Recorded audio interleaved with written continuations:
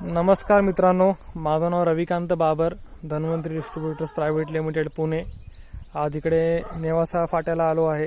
तिकडे इकडचे प्रगतशील शेतकरी आहेत गौरव पवार.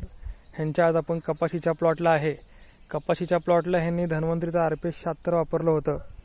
तर त्याच्यात त्यांना रिझल्ट्स काय आले आणि कशा प्रकारे त्यांनी फवारणी घेतली होती आणि इतर खतं काय काय वापरली होती, हे सगळं आपण त्यांना आज विचारणार आहोत. आणि गौरवजी, तुम्ही RPS 76 किती फवारणी केल्या या प्लॉटला? एक फवारणी. एक फवारणी. लागवड कधीची आहे? लागवड 6 जून. 6 जूनची लागवड आहे आणि एक फवारणी केली आहे. बरं, इतर खतं काय काय सोडली होती? एक डोस दिला 10-26 आणि युरिया. 10-26 आणि युरिया. बरं, आणि RPS 76 वर इतर कीटकनाशक काय फवारलं होतं का?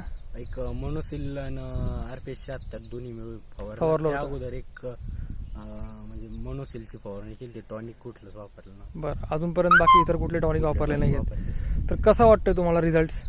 रिझल्ट म्हणजे वाढ आणि पाते जे फुलं आहेत त्याचं खूप प्रमाणात. एक झाडाला जवळजवळ जरा मोजले तर एक 40 ते 50 हाईट काहीच नाही. एक समजा 4 फूट हाईट आहे आतापर्यंत, तरी 50-60 पर्यंत पाता आहे तिला आता. अच्छा, 50-60 पाट आहेत आणि एका झाडाला जवळपास 40 ते 35-40 फुलं आहेत. तर अजून आता एकच फवारणी केली, अजून एक फवारणी आता तुम्ही घेणार आहे? हो, घेणार आहे. तर काय अपेक्षा वाटते, किती अजून आलं पाहिजे याच्यामध्ये? एक या रिझल्ट म्हणजे एका फवारणीचा रिझल्ट जरा बघितला तर पुढं एक 2-3 फवारणी होतील ना, त्याच्यानंतर तर मला ॲव्हरेज आणि जे फुलं आहे, जो हिरवल पानाचा जो हिरवलपणा आहे त्यामध्ये एकदम म्हणजे असं रिझल्ट म्हणजे एकदम फर्स्ट क्लास आहे. ओके. आणि बाजूचा प्लॉट आहे तो तिकडचा, त्याच्याने तुमचं लागवड एका दिवशीची होती. तो प्लॉट पण जरा बघून घेऊया आपण.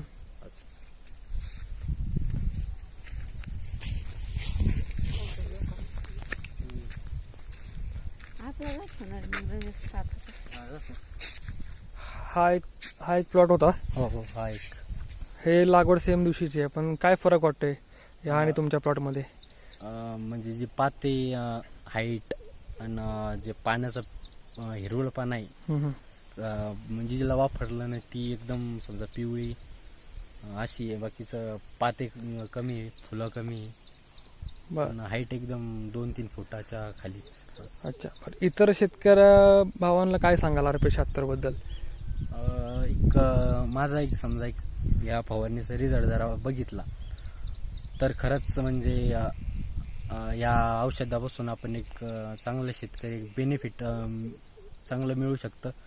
एक चांगलं उत्पन्न वाढू शकतं आणि जे जमिनीची जी पोत आहे ती सुधारू शकते. बाकीचा खताचा वापर खूप कमी होऊ शकतो. सगळ्याच कीटकनाशक सध्या मी धन्वंतरीचे नाही वापरले, परंतु यानंतर ते कीटकनाशक वापरेल.